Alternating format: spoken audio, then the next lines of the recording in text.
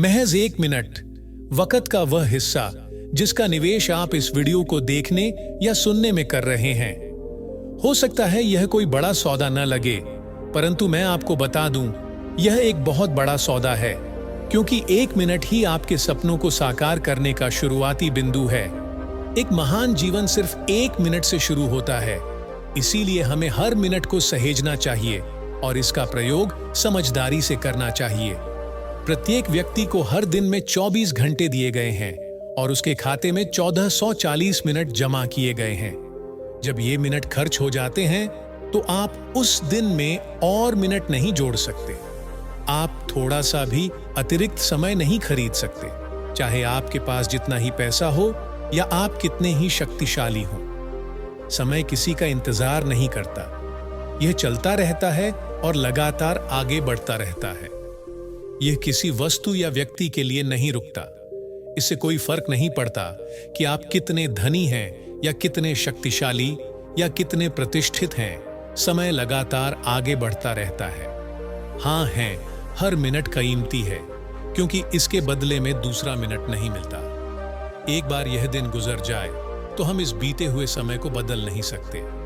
हर दिन के समय की अपनी एक अलग इकाई होती है और इसे दोबारा नहीं जिया जा सकता। एक बार बीतने के बाद यह खत्म हो जाता है और चला जाता है, इसलिए हमें इसका उपयोग समझदारी से करना चाहिए। मेरे मित्र स्टीव हार्डीमैन ने मुझे एक अद्भुत नीति सूत्र भेजा है। आज मैं जो कर रहा हूं वह महत्वपूर्ण है, क्योंकि मैं इसके बदले में अपने जीवन के 1 दिन कीमत दे रहा हूं। मेरी उपलब्धि महत्वपूर्ण होनी चाहिए, क्योंकि कीमत बहुत ज्यादा है। हम सबके पास 1 दिन में 24 घंटे होते हैं, न 1 मिनट ज्यादा न 1 मिनट कम। सफलता की कुंजी यह है कि आप उन मिनटों का क्या कर रहे हैं जो आपको दिए गए हैं। माइक मर्डॉक कहते हैं कि हम सबके पास 24 मालवाहक ट्रक हैं जो हमें हर दिन दिए जाते हैं। आप उन्हें धूल से भरते हैं या फिर हीरों से, यह आपके हाथों में है। बिल गेट्स के पास 1 दिन में 24 घंटे होते हैं और खिड़कियां धोने वाले मेरे मित्र बॉबी के पास भी। उन दोनों के बीच अंतर यह है कि वे अपने दिए गए समय का अलग अलग तरह से उपयोग करते हैं। जब हम बात करते हैं तो बॉबी हमेशा कहता है, मैं यह करने जा रहा हूं, मैं वह करने जा रहा हूं, मैं अपने जीवन में इससे बड़ा काम करने जा रहा हूं, परंतु वह कभी नहीं करता। अगले दिन वह वहीं लौट आता है और सिक्कों के बदले में खिड़कियां धोता है, जबकि उसमें डॉलर कमाने की क्षमता है। वह अपने मिनटों को धूल से भरता है, जबकि वह उन्हें हीरों से भर सकता था। चाहे हम जीवन में कहीं भी हों, हमारे पास चुनने के लिए विकल्प होता है। अपने समय का उपयोग समझदारी से करें। आपको अपनी जिंदगी बदलने में कितना समय लगता है? अधिकांश लोग समझते हैं कि इसमें लंबा समय लगता है, परंतु यह सोच सही नहीं है। वास्तव में इसमें सिर्फ 1 मिनट लगता है। जिस मिनट आप सचमुच बदलने का फैसला करते हैं और एक अलग दिशा में आगे बढ़ने की चुनौती स्वीकार करते हैं, उसी मिनट आप सचमुच अपनी जिंदगी बदल लेते हैं। लंबा समय तो निर्णय लेने में लगता है। आप अनिश्चय की स्थिति में इधर से उधर भटकते हैं कि आपको क्या करना चाहिए और क्या नहीं करना चाहिए। आप परिवर्तन के मुद्दे पर कशमकश में होते हैं। कई लोग तो इस बारे में इतने लंबे समय तक सोचते हैं कि वे विश्लेषण के लकवे से ग्रस्त हो जाते हैं। वे इतने लंबे समय तक वाद विवाद करते हैं कि दरअसल कुछ भी नहीं हो पाता। परंतु जिस मिनट आप फैसला करते हैं और कर्म में जुटते हैं, उसी मिनट आप सचमुच अपना जीवन बदलते हैं। मेरे मित्र जिम और नाओमी रोड अक्सर अपना सेमिनार इस सवाल से शुरू करते हैं, आप जीवन में महान लक्ष्य कैसे हासिल करते हैं? और जब लोग सवाल पर चिंतन करते हैं तो जिम और नाओमी इस सवाल का जवाब देते हैं। वे कहते हैं, ऐसा करने का निर्णय लेकर। कुंजी यह है कि आप जहां भी हैं और जो भी हैं, अपने द्वारा चुने गए विकल्पों या न चुने गए विकल्पों के कारण हैं। जीवन को अपने हिसाब से ढालें, वरना जीवन आपको अपने हिसाब से ढाल लेगा। या तो आप फैसला करें, वरना जीवन आपके लिए फैसला कर देगा। हम में से कितने लोगों ने निर्णय न लेने का निर्णय लिया है, परंतु इसके बावजूद जीवन आगे बढ़ा है तथा इसने हमारे लिए कोई निर्णय ले लिया है। जिस मिनट आप निर्णय लेते हैं और उस निर्णय के हिसाब से काम करते हैं, उसी मिनट आप अपनी जिंदगी बदल लेते हैं। हीरा जी के परिवार में अतिथियों का आना जाना लगा ही रहता है। पूरी बिरादरी में उनके सत्कार भाव की प्रशंसा की जाती है। पर पिछले 7 सालों से एक विशेष अतिथि ने हीरा भाई के घर में अति कर रखी है। घर के बच्चे उन्हें आता देख अति हो गई के नारे लगाते हुए उनके आने का समाचार घर में बिगुल बजा कर दे जाते हैं। ये समाचार सुन पूरे परिवार को जैसे सांप ही सूंघ जाता है। हमेशा टपकने वाले अतिथि कोई और नहीं, हीरा जी की पत्नी कुसुम जी के ममरे भाई 70 वर्षीय रंजन जी हैं। आज कुसुम जी ने घड़ी देखी तो 8 बज रहे थे। दूर से रंजन जी को आता देखते ही बड़ी रूखाई से अपने पति से बोली, मुआ फिर आ गया। किसी भी चीज की अति कहीं अच्छी होती है भला। अब भाई साहब को किस मुंह से समझाऊं। कभी ना समय देखते हैं ना परिस्थिति देखते हैं, बस जब मन करता है उठकर चले आते हैं। घंटा 2 घंटा कोई बैठे आकर चला जाए तो कोई बात नहीं, पर भाई साहब तो सुबह के आए सीधे रात तक ही सेवा पानी करवा कर जाते हैं। वह तो हमारी बींदनियां इतनी अच्छी हैं जो बड़े अच्छे से मामा सा का सत्कार करती हैं। मैं तो इस गठिया की बीमारी में कुछ काम करने से रही। अरे बहू बेटियों का घर है, घर में छोटे छोटे बच्चे हैं, उन्हें समझना तो चाहिए। आपको याद है ना जी, पिछले हफ्ते पूरे घर को वायरल हो रखा था। भाई साहब तनिक भी नहीं घबराए। उस दिन भी सुबह के आए रात को गए। पता है सारा खाना बाहर से मंगवाया था। कम से कम भाई साहब ये तो समझते ऐसी बीमारी में इन लोगों को परेशान ना करूं। कम से कम इतना तो सोचते मैं ऐसे बीमारों के बीच आऊंगा तो इस बुढ़ापे में खुद ना बीमार हो जाऊंगा। ये तो बड़ा शुक्र है जी कि कम से कम भाई साहब चाय पीकर घर से निकले, क्योंकि अब वह घर से रात का खाना खाने के बाद ही तीर से निकल जाएंगे। कुसुम जी रंजन जी को देखकर आग बबूला हो गई थीं। रंजन जी ने जिंदगी भर तो सरकार की चाकरी की। जब सरकार ने उन्हें रिटायर किया तभी घर पर बैठे, पर जब शरीर ने भी पूरी तरह रिटायर कर दिया तो फिर उन्होंने अपना मन बहलाने और टाइम पास करने के लिए घर से थोड़ी ही दूर पर अपनी ममेरी बहन के घर आना जाना शुरू किया। आते जाते तो हमेशा से ही रहे हैं, पर कभी कभार ही।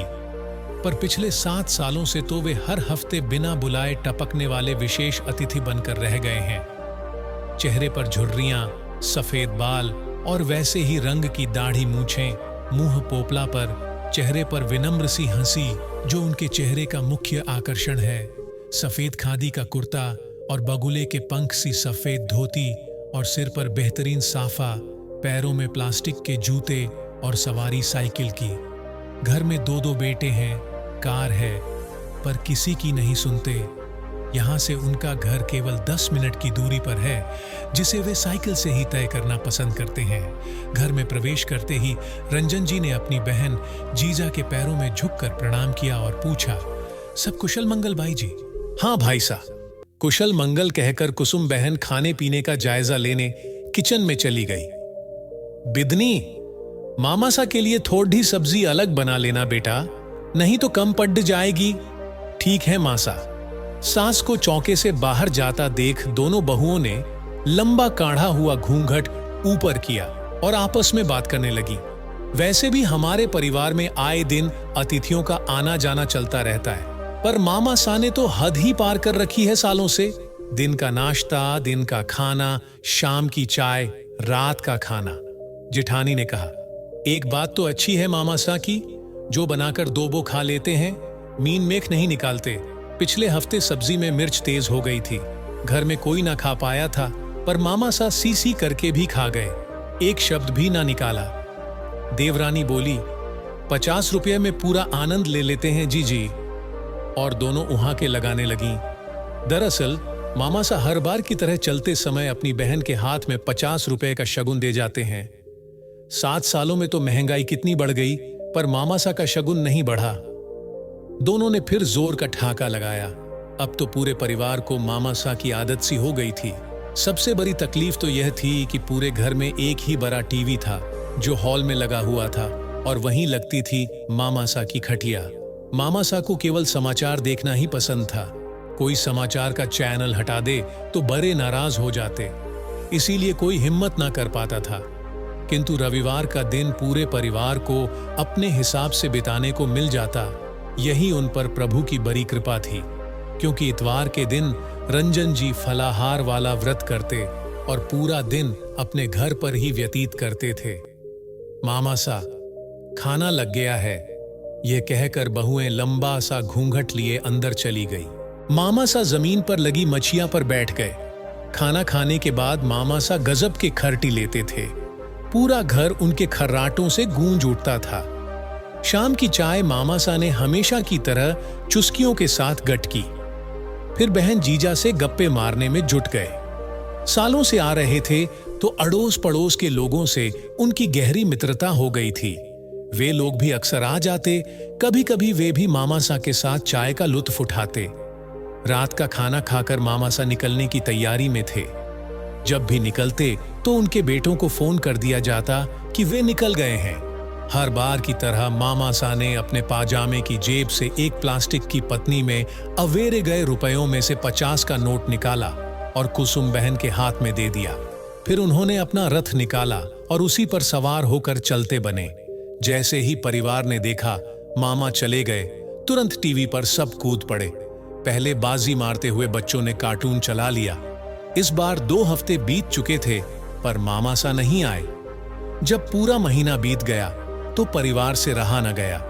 परिवार के बड़े बेटे ने मामा सा के परिवार में फोन किया तो पता चला कि मामा सा की हालत बहुत गंभीर है, अस्पताल में भर्ती हैं।